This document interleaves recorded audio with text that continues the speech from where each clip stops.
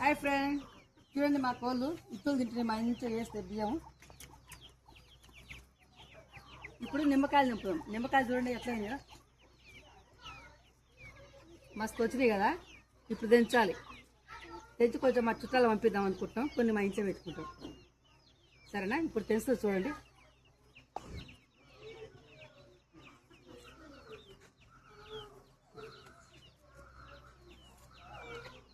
చూడండి కాయలు బాగున్నాయి.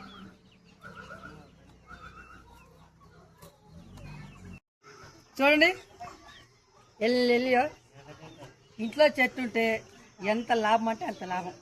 కొంచెం జాగున్నా సరే ఎప్పటికీ కాస్తాయి నిమ్మకాయలు. కాబట్టి నిమ్మకాయ చెట్టు ఖచ్చితంగా ఇంట్లో పెట్టుకోవాలి. అలాగే కరివేపాకు చెట్టు కూడా వాళ్ళు ముఖ్యంగా పప్పుచారులు కానీ ఏ కూరలో వేసుకోవాలన్నా కానీ చూడండి కరివేపాకు చెట్టు నిమ్మ చెట్టు ఎప్పుడంటే అప్పుడు ఏళ్ళకి కోసుకొని తినడానికి కోళ్ళు ఉండాలి.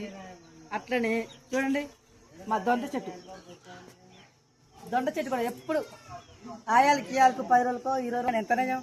మన చెట్లకి పప్పడి చెట్టు ఉంది చూడనట్టు, ద్రాక్ష